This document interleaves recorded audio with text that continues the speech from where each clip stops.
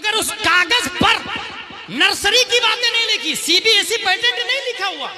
उस कागज पर दारुल उलूम नूरिया वालों ने अपनी तरफ से छपवाया, ये लिखवा करके कुल अऊज़ु बिरब्बिल फलक मिन शर्रि मा खलक व मिन शर्रि गासिकिन इज़ा वक़ब व मिन शर्रि नफ़्फ़ाज़ाति फिल उक़द व मिन शर्रि हासिदिन इज़ा हसद। अब कलेक्टर की बात नहीं कर रहा मैं, टीआईटी की बात नहीं कर रहा मैं, 4 स्टार की बात नहीं कर रहा मैं, 5 स्टार की बात नहीं कर रहा मैं मौलवी की बात भी नहीं कर रहा।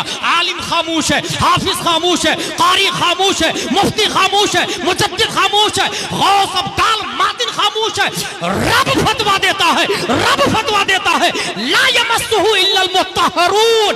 बगैर वजू के इस कागज को छूना भी मत, बगैर वजू के इस कागज को छूना भी मत। आखिर है कागज, तेरी हुर्मत इतनी बढ़ कैसे गई? उस सीबीएसई पेटेंट वाले कागज ने पूछा कि बने थे तो सेम कागज से, सेम दरख्त से, सेम कलर है, क्वालिटी सेम है, टाइम सेम है, मगर तेरा आलम यह है कि रब फतवा देता है बगैर वजू के। काफिर तो बड़ी बात है, मुफ्ती भी बगैर वजू के छू नहीं सकता, आलिम भी छू नहीं सकता, मोमिन भी छू नहीं सकता। तेरी हुर्मत बढ़ कैसे गई? तो उस कागज ने कहा फर्क यह है, तेरी छाती पे सीबीएसई पेटेंट लिखा हुआ है, जिसका पढ़ने वाला कलेक्टर 2 लाख तनख्वाह लेता है और स्कॉर्पियो में घूमता है, ऑडी में घूमता है, मगर मेरा पढ़ने वाला 5000 तनख्वाह है उसकी, स्कॉर्पियो नहीं है, फॉर्च्यूनर नहीं है, मगर हाँ मेरा आलम यह है कि वो जब भी मुझे देखता है आंखों से लगा लेता है, सर पे लगा लेता है। इसलिए रब मेरे बारे में फतवा देता है बगैर वजू के छूना भी मत। तेरी छाती पे सीबीएसई है, मेरी छाती पे कुरान लिखा हुआ है। नारे तकबीर, नारे रिसालत, मसलके आला हजरत, उलमाए अहले सुन्नत, अजमते कुरान, वाह जिंदाबाद। मेरे भाई ये 1 करोड़ से कम की बात नहीं थी, मगर मैं जानता हूं आप हमको 10 रुपया भी नहीं देंगे, क्योंकि मैं नदीम रजा फैजी नहीं हूं और उनको भी कम दिया है। मैं तो एक जगह ये बोला कि हजरत अमीर मुआविया ने 3 शेर पर 3 लाख रुपया दिया था। पता है आपको नदीम भाई? अमीर मुआविया ने मक्के में ऐलान किया, कौन शायर है जो मुझे 3 शेर सुनाएगा, उसका माना उसी के अंदर पाया जाए। कोई नहीं खड़ा होगा। अब्दुल्ला बिन जुबैर, हजरत मैं सुनाऊंगा। कहा सुनाऊं? का शर्त है मेरी, एक शेर पर 1 लाख दिरहम लूंगा। कहा ठीक है। वो शेर सुनाया, बलौतुन्नास कर्नन बाद कर्निन फलम अरा गैरा खय्याली व काली वदुक्तु महारतल अशियाए तुरनन फमा तामुन अमरु मिन सुवाली वलम अरा फिल खुतूब अशद वक़अन व असअब मिन मआदातिर रिजाली। 3 शेर सुनाया और 3 लाख दिरहम दिया अमीर मुआविया। अभी तक नदीम भाई को किसी ने नहीं दिया होगा, दिया किसी? जबकि अमीर मुआविया की सुन्नत जिंदा करनी चाहिए। हासिल ये मेरे भाई, क्या ये हकीकत नहीं है? और ये जो मैं बोल रहा हूं कि कागज के टुकड़े पे कुरान की आयत लिखी हो तो हम आंखों से लगाते, सर पे लगाते। जानते हैं मेरे भाई ये फजीलत कौन बताएगा? मोदी और योगी की औलाद बताएगी। ये 5000 रुपये तनख्वाह उलमा ही बताएंगे। ये वो तलबा बताएंगे जिनको आज दिन में खाना नहीं मिला। वही तलबा अमलन कुरान को अपने सर पे रख करके बताएंगे आपको।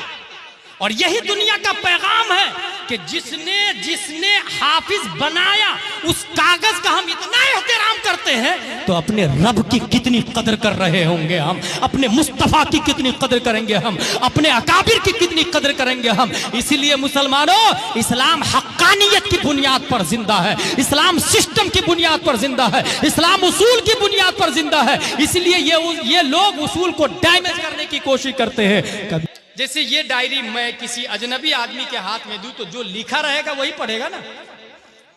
डायरी तो पढ़ने के लिए भाई ये डायरी पढ़ना है आपको, यही डायरी पढ़ना है, तो जो लिखा रहेगा वही पढ़ेगा ना।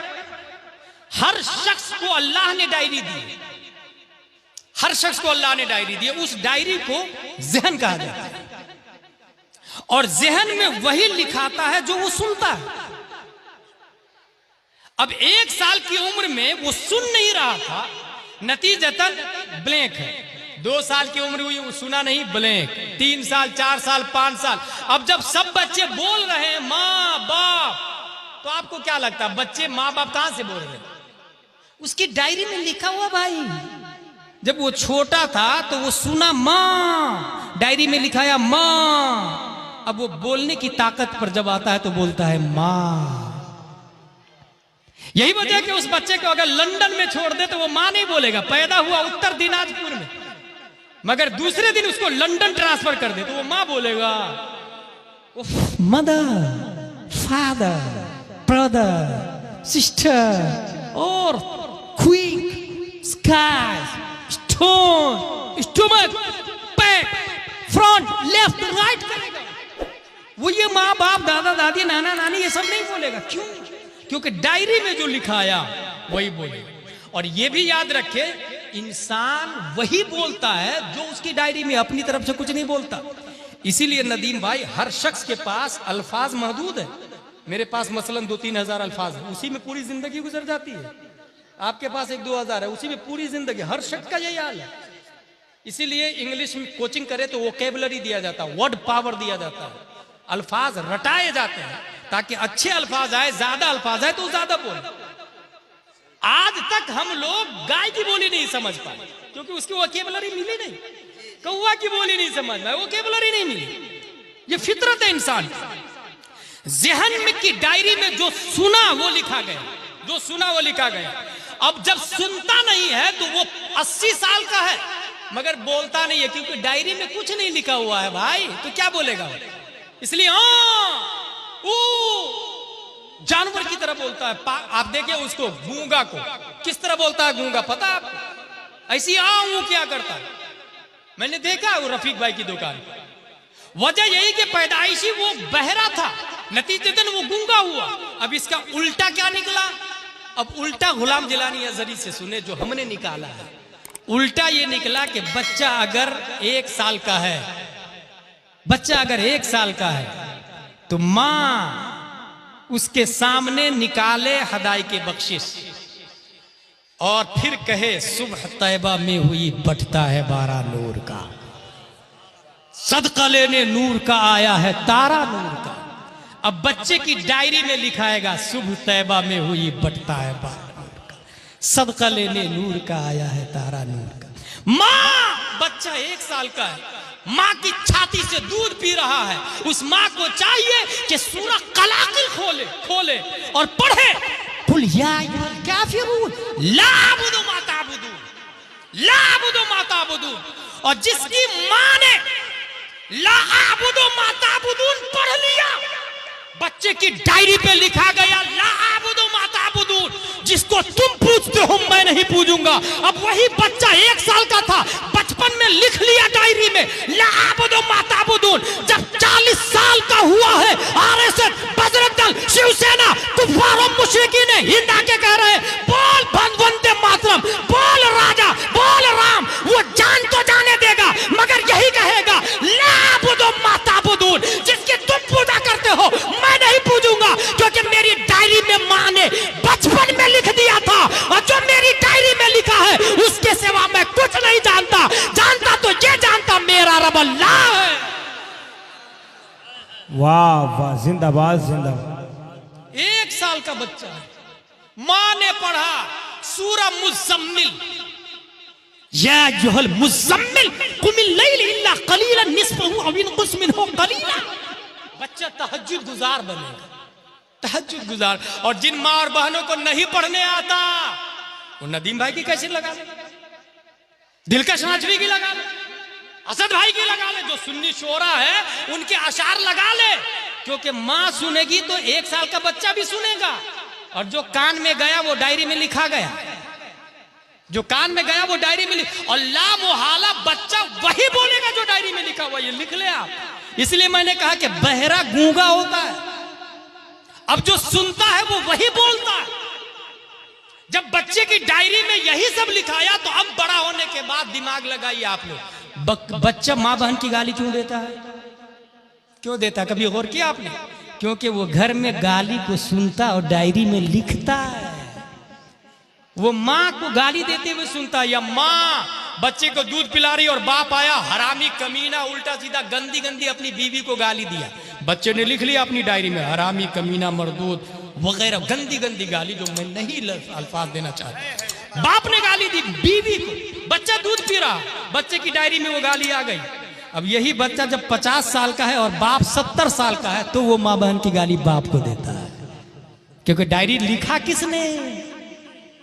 ये बिल्कुल नेचुरली है भाई, ये फैक्ट बता रहा हूं जो किताबों से नहीं, कुछ तो किताबों से। ऐसे भी मैं तकरीर किसको समझता हूं? मालूमात को तरतीब दे के मजहूलात को हासिल करना, ये तकरीर है। बकिया तो तबलीग है, बकिया तो तबलीग है ना भाई। जो लिखा हुआ वो बयान कर रहे हैं तो उसको तबलीग कहते हैं। तकरीर कर्रर जो कर्रर, तकरीर से मुकर्रिर का मतलब होता है किसी चीज को साबित करना। जो पहले से साबित है उसको साबित करे तो तहसील हासिल बातिल है, ये शरीजामी में लिखा हुआ। हासिल महसूल बातिल है, ये हमारे दारुल उलूम नूरिया के तलबा जानते हैं। इसलिए मेरे भाई आप इस बात को समझें कि हमारा बच्चा, अगर हम इस्लाह चाहते हैं, अमेरिका एक मुकाबला नहीं हमारे पास, अमेरिका, लंदन, डरबन, यहूदी, नसरानी, इतने लोगों से अगर हम मुकाबला करना चाहते हैं तो यहां से शुरू करें। हम अपने बच्चे को जब दूध पी रहा है वहीं से अच्छी अच्छी बातें, अच्छी अच्छी नातें, कुरान शरीफ, हदीस शरीफ पढ़ते पढ़ते उसको बड़ा करें। जिस तरह हमारा बच्चा उत्तर दिनाजपुर में बंगाली बोलता है, अरबी नहीं बोलता, तो लामवाला बचपन में वो अगर अरबी सुनेगा तो वो अरबी बोलने लगेगा। और कॉन्वेंट और सेंट पायस में जो लोग जा रहे हैं मैं उनसे कहूंगा कि एमडी करके आया है, ठीक है भाई, एमबीबीएस करके आया, ठीक है भाई, गुस्ल में कितने फराइज है? जाहिर सी बात है वो नहीं बताया। Oh daddy what nonsense question, I don't read. कहां पढ़ा मैंने? ये टीचर ने पढ़ाया नहीं मुझको। अब सोचिए, जिस स्कूल में पाक होने का तरीका नहीं बताया गया है, वो दिल को पाक करने का तरीका कैसे बताएगा? और नफ्स को पाक करने का तरीका कैसे बताएगा? इसलिए अपने आप को पहचाने, सोचे, समझे, और उसके लिए करे क्या? नंबर 1, अपने बच्चे को दारुल उलूम नूरिया में भेजे। अपने अपने मोहल्लों में मकतब कायम करें, उसमें अरबी के साथ उर्दू भी पढ़ाएं। जो लोग अपनी बेटी का रिश्ता ढूंढ रहे हैं, हो सकता है ना बेटियों के लिए अलग मदरसा, बेटों के लिए अलग मकतब, मकतब की बात कर रहा हूं सिर्फ, और तनख्वाह इमाम साहब को 20,000 दे, 30,000 दे इमाम साहब। एक आदमी को मैंने देखा, नदीम भाई, उसके बाप का इंतकाल हुआ तो वो कतर से फ्लाइट का टिकट लेके 1 लाख रुपया खर्चा करके 40वां किया। कितना रुपया? कतर से आया, फ्लाइट का टिकट कटा के, अप डाउन दोनों फ्लाइट का टिकट लेके आया। गौर से सुनिएगा, 50,000 के आसपास सिर्फ टिकट में खर्चा हुआ, उसके अलावा 1 लाख रुपया बाप के 40वां में। अच्छा, यही बाप जब जिंदा हो, यही बाप जब जिंदा हो तो इमाम साहब को बुलाए और कहिए कि 1 घंटा मेरे अब्बू को आप उर्दू और भी ट्यूशन पढ़ा।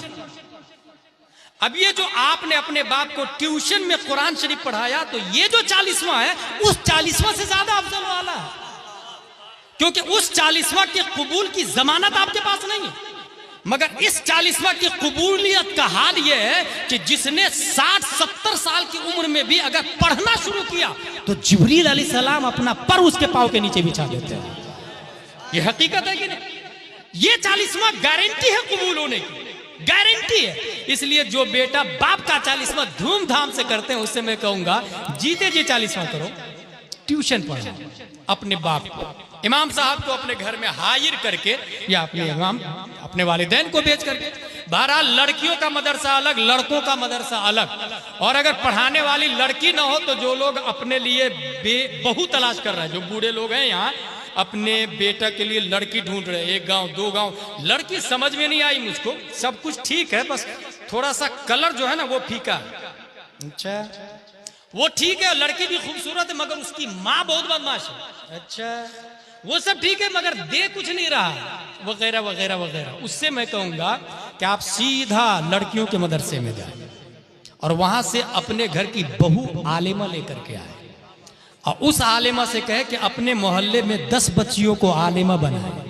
ये याद रखे, एक जाहिल बल्कि 100 जाहिल मिलके भी किसी एक जाहिल को आलिम नहीं बना सकते। फिर से सुने, 100 जाहिल मिलके भी एक जाहिल को आलिम नहीं बना सकता। एक आलिम 100 जाहिल को आलिम बना सकता है।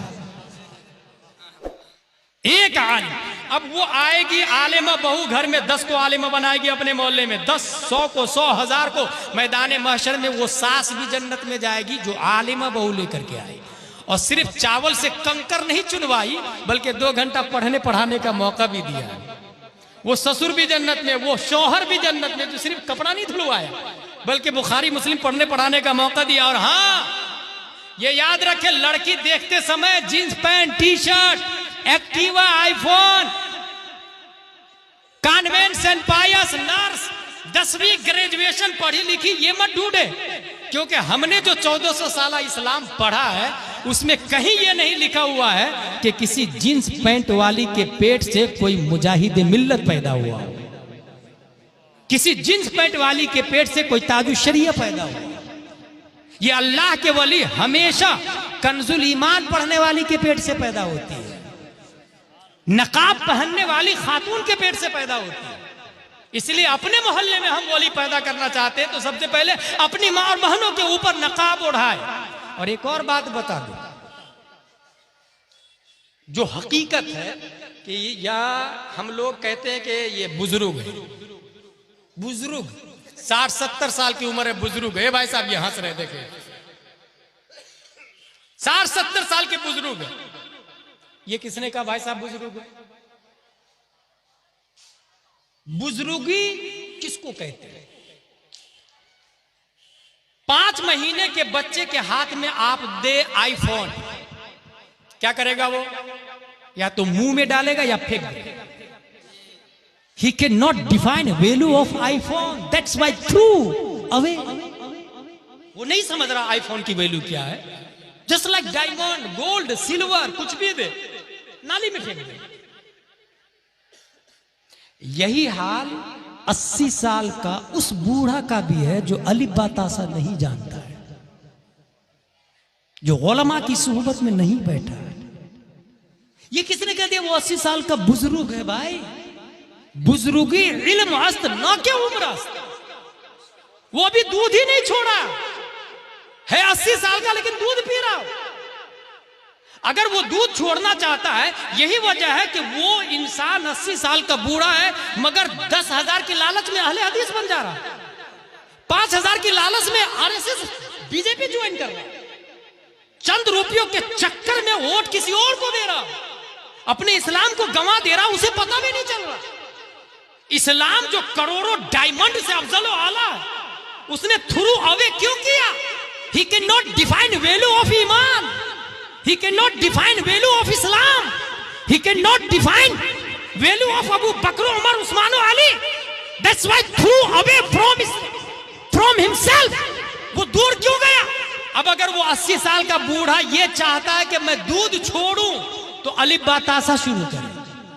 जिस दिन वो मदनी कायदा पढ़ लेगा अब वो दूध छोड़ा, जिस दिन वो यसरनल कुरान पढ़ लेगा अब वो पांव के बल चलना शुरू किया, जिस दिन वो कुरान शरीफ पढ़ लेगा अब वो बड़ा हो गया, जिस दिन वो बहारे शरीयत पढ़ा अब वो बालिग हुआ है, और जिस दिन फतावा रज़विया पढ़ा अब वो बुजुर्ग है, अब वो बुजुर्ग है। और जो फतावा रज़विया पढ़ता है वो शख्स अपने ईमान की वैल्यू को समझता है, ईमान के स्टैंडर्ड को समझता है। इसलिए मेरे भाई इसीलिए कहते हैं कि इल्म सीखने की कोई उम्र नहीं होती है, सब लोग मिल के लग जाए। आज की तारीख से ये प्लान कर ले, जलसा बहुत अच्छा हुआ, तकरीर बहुत अच्छी की, नात खानी बहुत अच्छी की, अगर ये कह के खत्म कर दिया तो इट इज नॉनसेंस टॉकिंग, इससे कोई फायदा नहीं होगा। ये जो लाखों रुपया और 5-5 रुपया जो मदरसा दारुल उलूम नूरिया के लोगों ने जो वसूल किया है ना, ये आपके ईमान को मजबूत करने की खातिर, रिश्ते उत्तर दिनाजपुर को मदीना वालों से रिश्ता जोड़ने की खातिर, अगर इसलिए ये जलसा किया तो फिर आज रात से ये प्लान कर ले कि कल से हमें क्या क्या करना है। परवरदिगार आलम हम सबको पढ़ने लिखने और सुन्नियत पर कायम रहने की तौफीक अता फरमाए। वमा अलैना इल्लल बलाग। अस्सलामु अलैकुम व रहमतुल्लाहि व बरकातहू।